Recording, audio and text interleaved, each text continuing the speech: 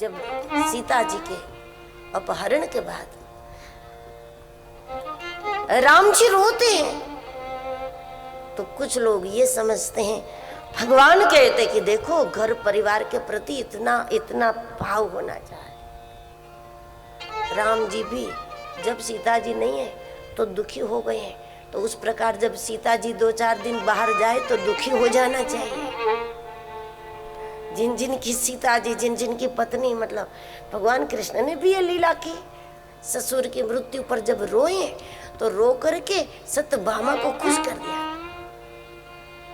सत्यभामा को लगा कि मेरे पिताजी के प्रति कितना भाव है। देखो अगर रोते ही नहीं कृष्ण तो पत्नी बुरा मान लेती कि मेरे पिताजी मर गए और आपको रोना भी नहीं आता।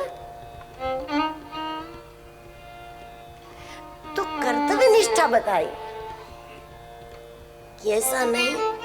सीता जी अगर कहे, पत्नी अगर कहे कि हम तो 15 दिन जाएंगे, तो राम जी बोल दे 15 दिन नहीं 2 महीने जाओ, तो इससे संसार नहीं टिकता। पर अगर सीता जी कहती है मुझे 15 दिन जाना है, तो राम जी बोलना चाहे कि नहीं 10 दिन में आ जाओ, 8 दिन में आ जाओ, कम से कम उनको लगे। तो एक व्यवहार भी बता रहे प्रभु रो करके। और संत महात्माओं ने ये समझा, हमारा वैराग दृढ़ कर रहे प्रभु।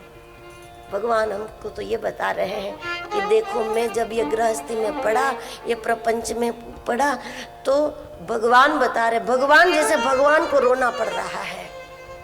तो सारे संत महात्मा समझ गए कि अच्छा हुआ हम इसमें नहीं पड़े, नहीं तो हमारी क्या दशा होती। भगवान जैसे भगवान को रोना पड़ रहा है, तो अच्छा हुआ बच गए।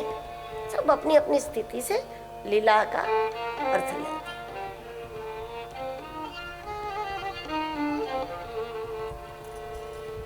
किष्किंधा कांड का केंद्र है साधना, खोज। कहाँ है सीता जी, कौन सी दिशा में है सीता जी। 18 महापद में सबको, कोई उत्तर दक्षिण पूर्व पश्चिम दिशाएं अलग अलग हैं, लेकिन लक्ष्य सीता है।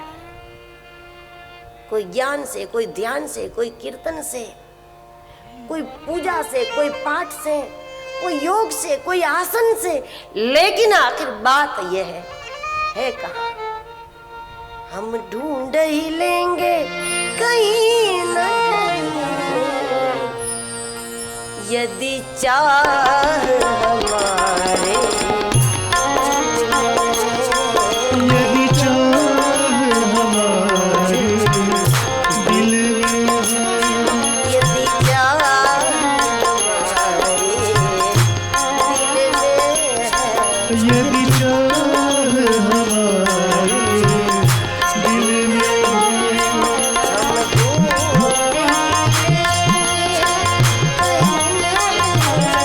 हम ढूंढ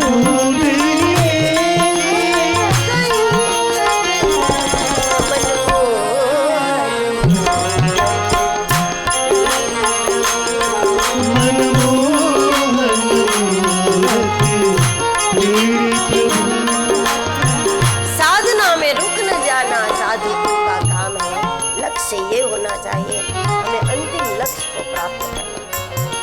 और सुंदरकांड का केंद्र है हनुमान जी, यानी विचार। हनुमान जी विचार से उड़ना होता है अध्यात्म में। जब तक वैचारिक यात्रा नहीं करते ना, तब तक लाभ नहीं होता। इसलिए श्रवण के बाद मनन का आग्रह किया जाता है। श्रवण करो फिर मनन करो। जो श्रवण किया इसको भूल जाते हो, तो फिर से किसी भी उपाय से इसको फिर से सुनो, थोड़ा थोड़ा सुनो, थोड़ा थोड़ा करके सुनो। कथा में तो एक साथ 3-3.5 घंटे ही होगा, लेकिन फिर उसको थोड़ा थोड़ा करके सुनो और उस पर विचार करो। वैचारिक यात्रा होगी, तभी आपका जीवन का एक कांड सुंदर कांड बन जाएगा, एक अवस्था सुंदर कांड हो जाएगी। अध्यात्म की स्थिति सुंदर कांड है।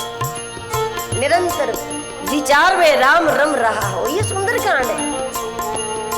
जिसका विचार सुंदर है, उसके द्वारा जो कहा जाए वो सुंदर, जो किया जाए वो सुंदर, उनके साथ लगने वाले हर मनुष्य के जीवन सुंदर, वहां फिर सुंदरता की ही उत्पत्ति होती है। जहां बीज अध्यात्म का हो, पूरा कांड सुंदर हो जाएगा। शरीर सुंदर कैसे बने, संसार कैसे सुंदर बने, वहां से विचार उड़े, वहां से हटे, और व्यक्तित्व कैसे सुंदर बने, जीवन कैसे सुंदर बने, उस दिशा में जाए, इसको सुंदर करना है। क्योंकि हम लोग यही फंसे रहते हैं कि शरीर कैसे सुंदर, और शरीर को कितना भी सजाओ, कुछ हद से ज्यादा इसको सजाओगे तब विचित्र होगा, सुंदर तो बनेगा ही नहीं।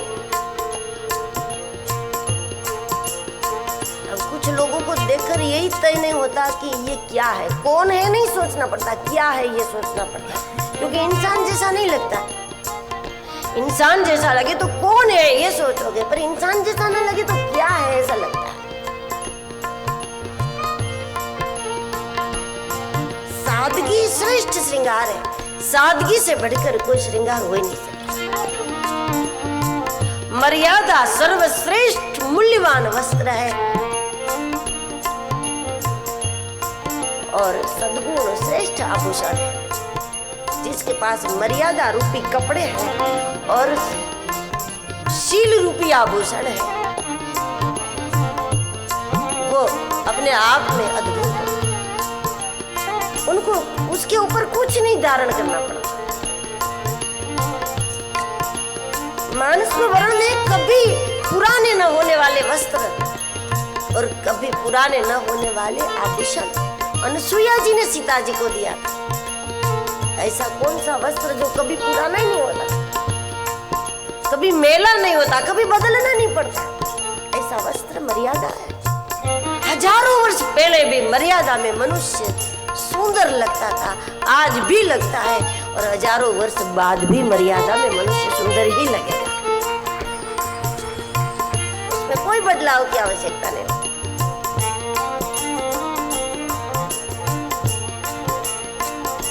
शरीर कैसे सुंदर दिखे, विचार उड़े वहां से, और जीवन कैसे सुंदर बने, उसमें पहुंचे तो सीता तक पहुंच गया।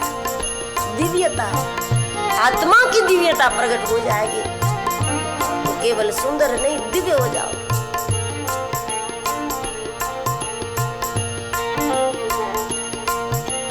लंका कांड का केंद्र है, जिसमें भगवान ने युद्ध किया है, धर्म युद्ध किया है। तो लंका कांड का केंद्र धर्म है।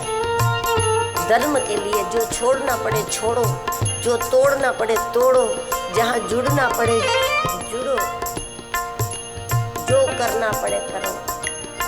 प्रहलाद ने पिता का त्याग किया, भरत जी ने माँ का त्याग किया, बलि ने गुरु का त्याग किया, क्योंकि गुरु, माता, पिता, इन सभी के द्वारा आखिर में धर्म को प्राप्त करना है। जब वो ही धर्म के प्रतिकूल है तो फिर वो पिता है।